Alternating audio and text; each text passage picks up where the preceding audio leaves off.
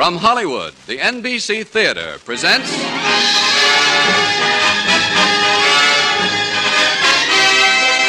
Screen Directors Guild assignment. Production, Mr. and Mrs. Smith. Director, Alfred Hitchcock. Star, Robert Montgomery.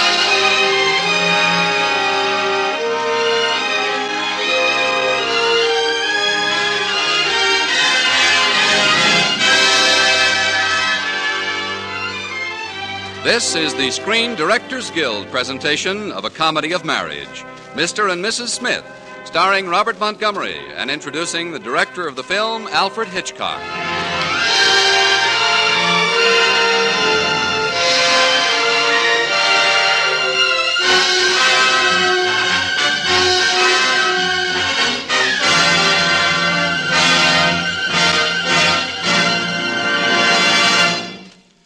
Like every other art, the motion picture has developed its own popular catchphrases of evaluation and criticism. One of these is the Hitchcock touch. The Hitchcock touch is more than an artist's signature. It represents the highest pitch of the screen director's art, an indelible impression of the director's unique talents upon the other ingredients of the film. And now it is with pride that the NBC Theater presents the screen director of Mr. and Mrs. Smith and such other unforgettable pictures as Rebecca, Shadow of a Doubt, Spellbound, Notorious, and Rope. Ladies and gentlemen, Alfred Hitchcock.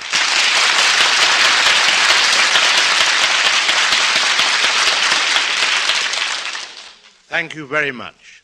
It would seem that after a decade of directing motion pictures in this country, I have become associated with that emotional skyrocket, suspense. So perhaps I should warn you that tonight, suspense has been suspended. I must confess to several attempts to scare the daylights out of an audience, or at least to tie their nerves into pretty little knots. But in Mr. and Mrs. Smith, we reversed ourselves and turned to comedy. So don't bother sitting on the edge of your chair. It might strain your diaphragm if you feel a giggle coming on. Now we give you Mr. and Mrs. David Smith, a family with a formula, a couple with a constitution, a set of rules for a successful marriage. There has just been a domestic battle between the Smiths. Right now, handsome David Smith is reclining on the bathroom floor, his head pillowed on the bathroom scales. Anne Smith is brandishing a razor at her husband's throat. Mrs. Smith is shaving Mr. Smith. That's right. Mrs. Smith is shaving Mr. Smith, and they are both feeling very smug about the latest success of domestic diplomacy. Oh, easy with that razor, Anne. You look like 5 of the men who mutinied on the Bounty. Oh, I'm late for work. Now hold still. Oh, Oh, sorry. you realize that I've been away from the office 3 solid days? I know. But we had to keep our main rule. You are forbidden to leave the apartment after a quarrel unless you've made up. Yeah. If every married couple had that rule, there'd never be a divorce. No one would ever get down to the office either. We've got respect for each other, David. Yep, that's our big trick. David. Uh-huh. We're very happy, aren't we? Well, what do you expect me to say at the point of a razor? David, if you had it to do all over again, would you marry me? Uh-oh. Remember Rule 7. Be frank and honest with each other at all times. Well, frankly and honestly, if I had it to do all over again, put that razor down a minute, will you? Thanks. I wouldn't marry you. What? Well, a man gives up so much freedom and privacy and independence when he gets... Oh, now your feelings are hurt. Oh, no. No, it's perfectly all right. So can I get up now and go to work? Of course, David, if you want your freedom. I just want you to get up off my chest, darling. I don't want to cling to my husband if I'm not wanted. And I do want you. I love you. I'm crazy about you. I'm used to you. Oh, if my only hold on you is that you're used to me. Darling, you're my little girl, and I'm frantic about you. Now, forgive me. Say you forgive me. Oh, come on, say you forgive me. I forgive you. Well, give me a kiss. Now, can I get up and go back to work?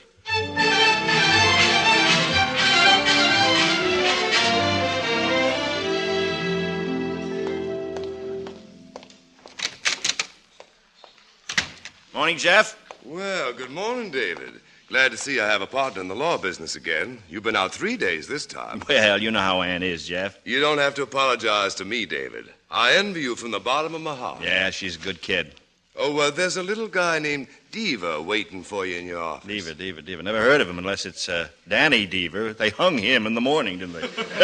Oh, well, I'll go right in and talk to him. Are there, Mr. Deaver? Good morning. Mr. Smith, I take it? Yeah. What can I do for you, Mr. Deaver? Beecham is on the other side of the river. It is? Say that again, will you? Well, Beecham is on the other side of the river. That's nice. Yes, but it was always incorporated in Brender County, which is in Idaho. You follow me? Yes, we're in Idaho. Go on. Yeah. Well, we in Beecham found out that we belong in Nevada. Yes? So anybody who got married in 1946 with an Idaho license... Yes? Like you did... Oh? Well, they aren't really married. Oh, they aren't? Oh, you really are married and everything, but the Chamber of Commerce figured if everybody got married all over again, it'd be better. That's pretty funny. And so here's your $2 back. Now, you can use it to get another license. Well, now, that's very square of you boys in Beecham. You just get married again, that's all. Oh? Well, I've got to be on my round. Good morning, Mr. Smith. Goodbye, Mr. Deaver. Thanks a lot. Oh, no. Not at all. Thank you. Yeah. Mrs. David Smith. Now, Miss Ann Krausmeyer. Miss Albright, get me my home, please. Little Annie Krausmeyer. My favorite date.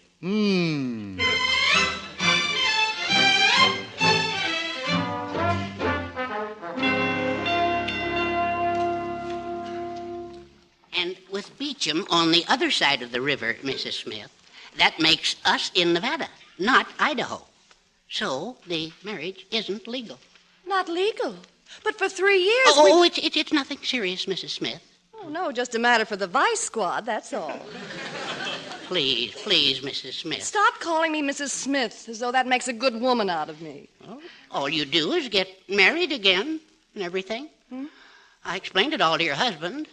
Oh, then David knows about it, too. Spoke to him an hour ago. Well, why didn't he tell me about it when he telephoned? Well, you see... Oh, yes, of course. That's why he invited me to Mama Lucy's restaurant. Yes. That's where he proposed to me 3 years ago. Oh. He's going to ask me again tonight. He's a dear. Well, just so he isn't a stag. Oh, Mr. Deaver. Oh, he'll ask me tonight. He'd better ask me tonight.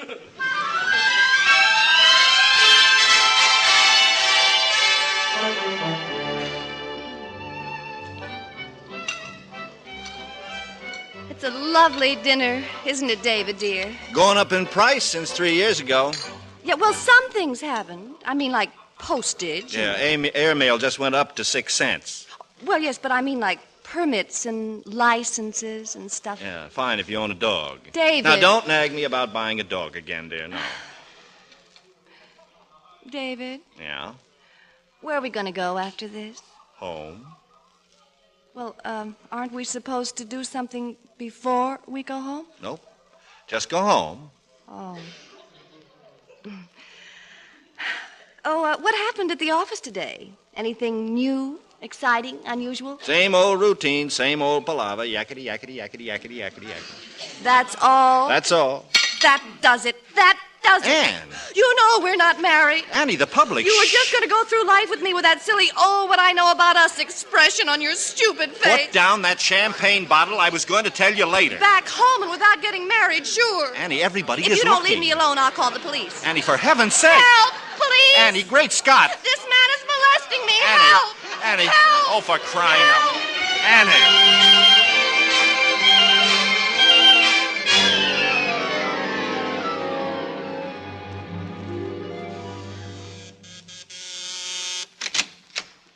Well, Remember me?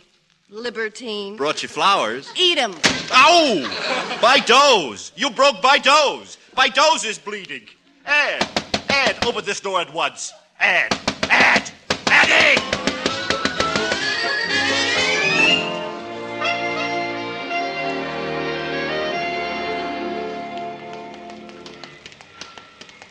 Ann.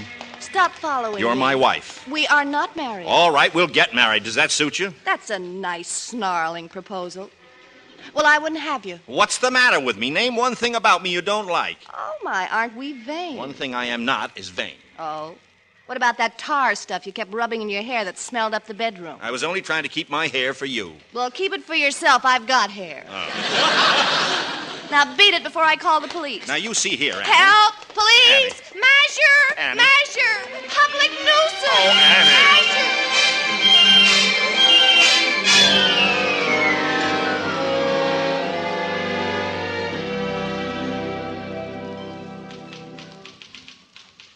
David, as your friend as well as your law partner...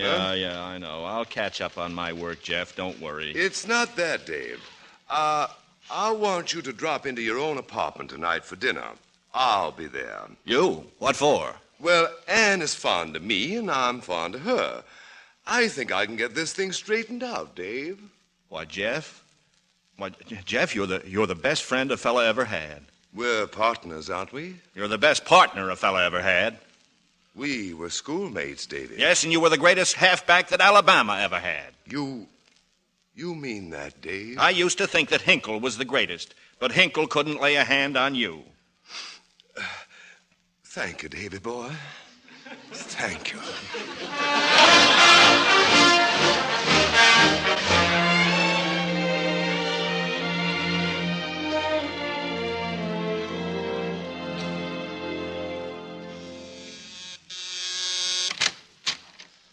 Hello, Ann. Come in, David. Ann, I want to tell you here and now how sorry I am Talk about... to my lawyer. Lawyer? What lawyer? Hiya, Jeff. Anne has asked me to represent her in this case, Dave. She what? Asked him to represent me. She doesn't really need a lawyer, you know. Well, then you ought to do fine. Dave, as a lawyer yourself, you know that Anne may halt this relationship between you at any time and marry someone else. As in the case of Peterson versus Peterson, Adams versus Adams, and Gimble versus New Pennsylvania Coal Company. Stabbed. Now, David boy... That's dirty tennis. David, I'm asking Anne here in your presence if she'll think of me as a possible someone else to succeed you, David. Oh, that's very sweet of you, Jeff. You know I've always been fond of you. Thank you, Anne. I shall regard that as encouragement. Oh, Jeff. That settles it. Goodbye, Ann. Oh, goodbye, David. And you, Jeff Custer, comparing yourself to Hinkle as a football player. You couldn't even wring out Hinkle's sweatshirt. Goodbye.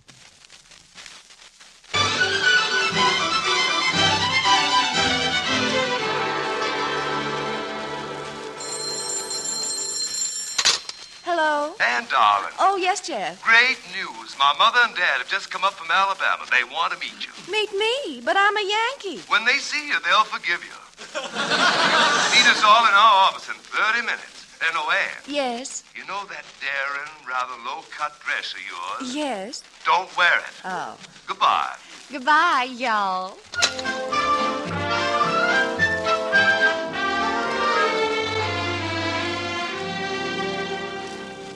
So, you're my boy's fiancée. Well, yeah. Those lovely Confederate gray eyes. Well, thank y'all. Any of your family from the South, Miss Krausmeyer? No.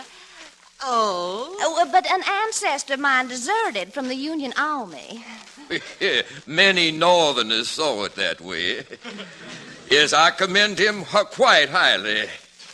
Son, this young lady will do. Jeff, my secretary tells me that... Am I interrupting something, Jeff? Mother, father, David Smith, my partner.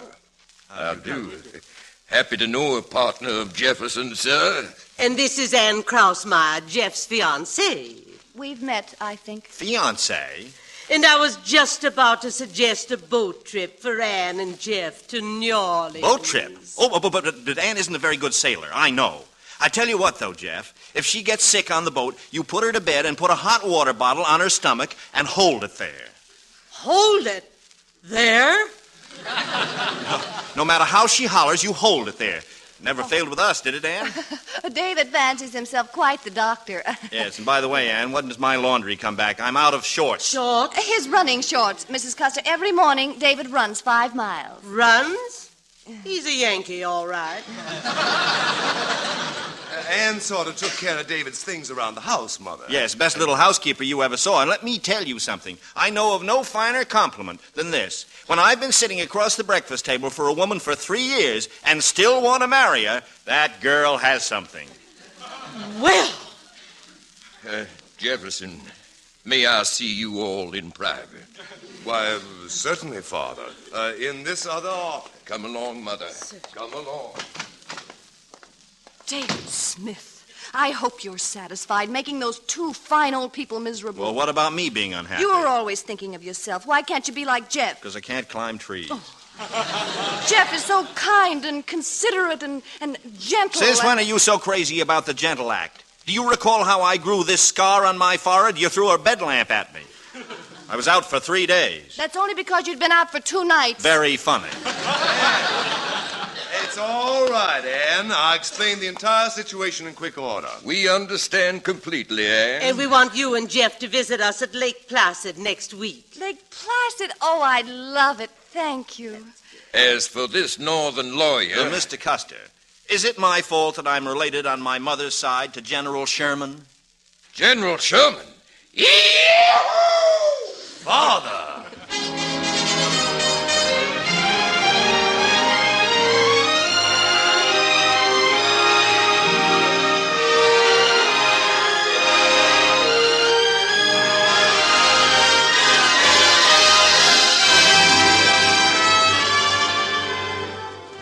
You are listening to the Screen Directors Guild production of Mr. and Mrs. Smith, starring Robert Montgomery with Mary Jane Croft, and introducing the director of the film, Mr. Alfred Hitchcock.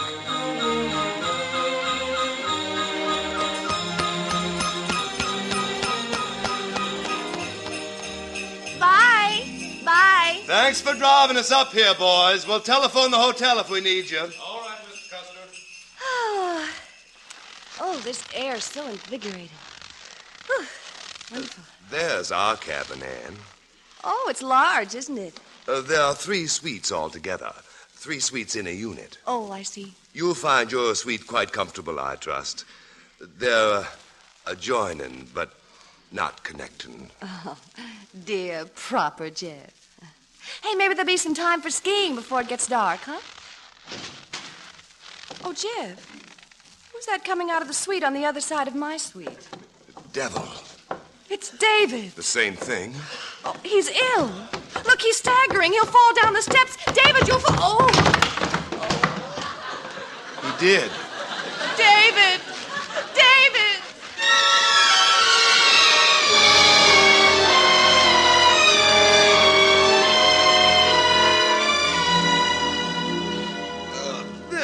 There, that gets him in bed. Oh, here, help me get these wet clothes off him. Why, Ann. Oh, we'll go away the first 2 weeks in December. What's he talking about? Oh, we were going to come up here the first 2 weeks in December. Delirium. You'll be crazy about it, Ann. Oh, he's been up here all week torturing himself. Well, come on, help me get him undressed. Ann! Well, I'm his wife. Come on. Look out! Huh? Don't fall now. Oh, you see, he thinks we're skiing. All right, now, come on, off with his clothing. Watch out there. Never try to pass the tree on both sides at once. He's so sick. Is that a rattle? I don't know. I wish I could hear it again. He's just clearing his throat. Oh, he looks awful. He could do with a shave. I'll shave him. You will? I always shaved him. I'll find his shaving stuff in this bag here. Just a minute, Ann. Huh? He's asleep now. Oh, poor boy. Let's go next door to your rooms. I want to talk to you very seriously.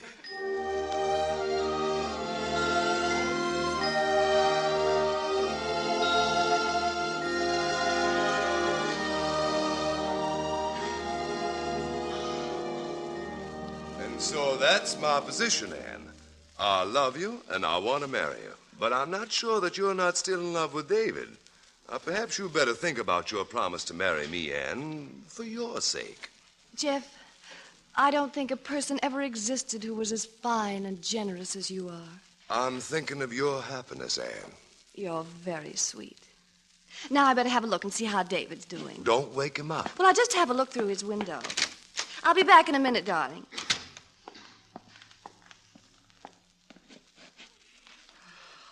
Oh, the beast! The scheming, tricky beast. I'll murder him for this. I'll have his heart out. You! Anne. Sitting up in bed, sucking on oranges, smoking cigarettes. And put down that lamp. Pretending you came here on a heartbroken bender, the big sympathy act. Anne, I love you. Put down that lamp, and you love me, and I won't give you up. I won't let you marry that heap of southern fried chicken. I love Jeff, and he loves me, and don't you call him fried chicken. You're not going to get married. We are going to get married. You can't. What kind of a combination is fried chicken and calf's brain? You! All right. I've done all I could to win you back because I wanted you back. I've neglected my work and lost clients, and now I'm through. Washed up. Go on, marry the guy. I hope you'll be very happy.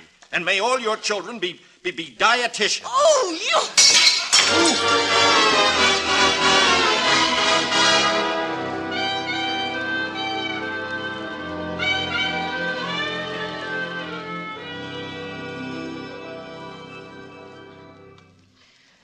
Jeff, I can't help worrying about David.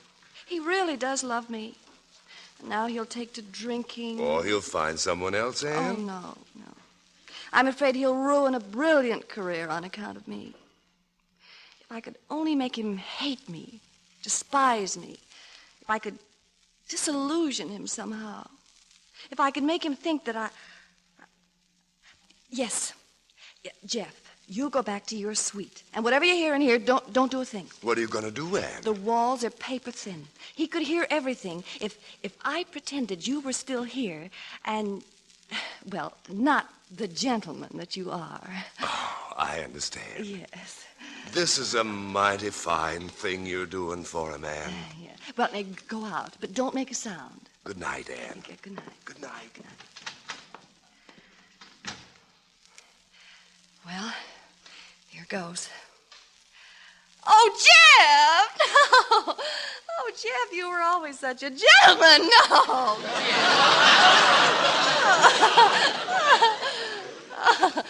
Oh, no, not Jeff, don't. No, I said don't. No! Oh, Jeff.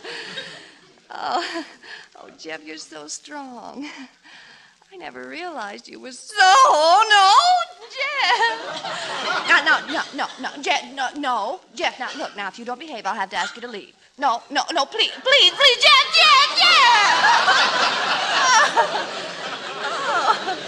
Oh, Jeff.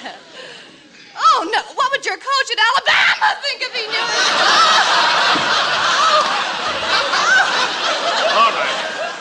All right, Jeff, put her down, you big hunk of... Oh. David Smith, I despise you for busting in like this. I see. Well, there's just one way of handling you, and that's rough. Let go of me, you northern lawyer. You're coming home with me. I'm not. Jeff, help! SOS! Jeff, help! Anne, David, come to your senses, both of them. Hit him, Jeff. Let him have it. Murderize the bum. Well, start murderizing. David, I'll forgive you. Oh.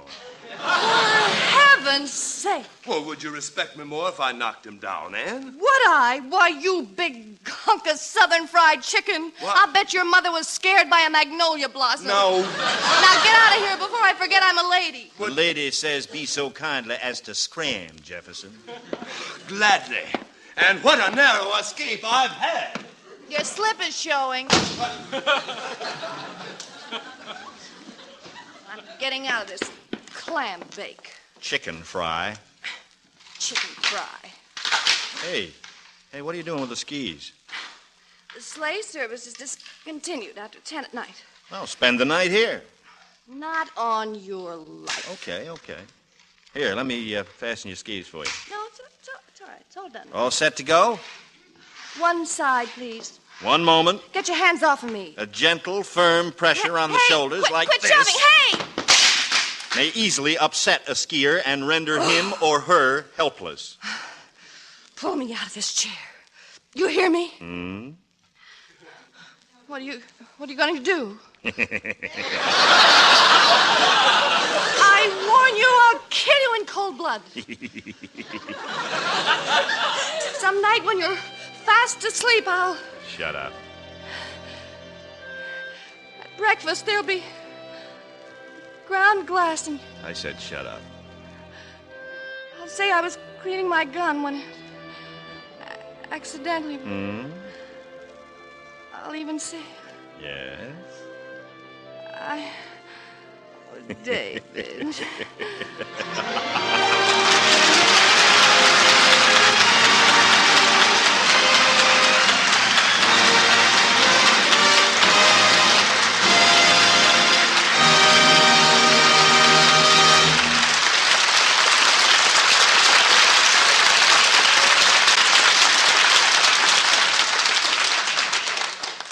The NBC Theater has presented the Screen Directors Guild production of Mr. and Mrs. Smith, starring Robert Montgomery with Mary Jane Croft, and introducing Alfred Hitchcock, the director of the film. Next week, the NBC Theater brings you the scintillating comedy Hired Wife, starring Rosalind Russell, and presenting screen director William Seiter. And now, here again are tonight's stars, Robert Montgomery and Mary Jane Croft, and screen director Alfred Hitchcock.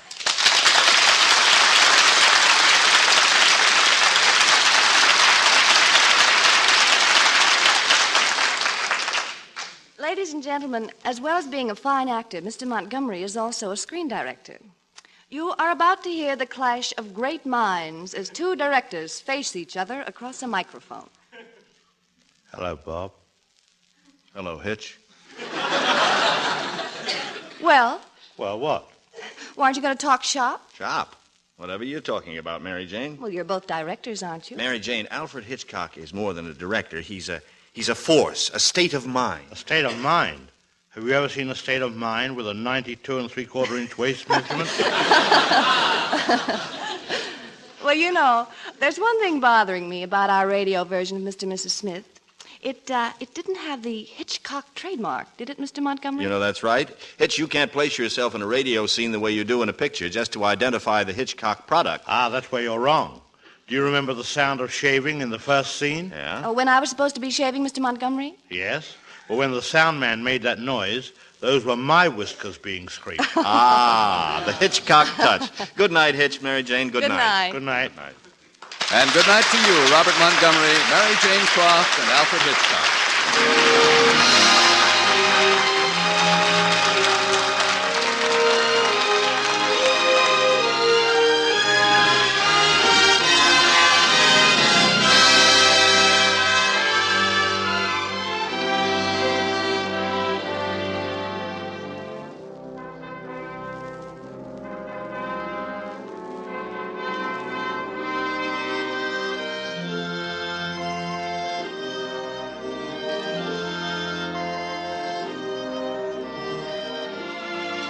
Tonight's cast included Carlton Young, Verna Felton, Pat McGeehan, and Dink Trout. Mr. and Mrs. Smith was adapted for radio by Milton Geiger, and original music was composed and conducted by Henry Russell.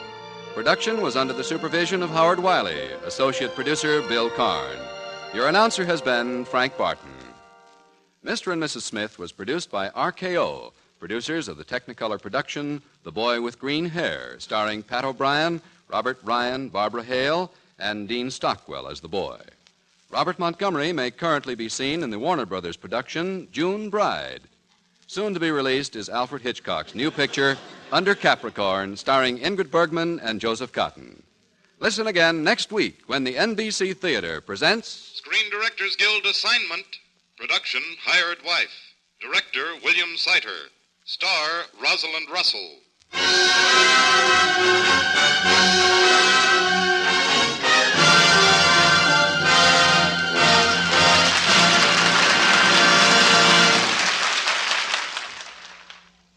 The Screen Directors Guild program came to you from Hollywood.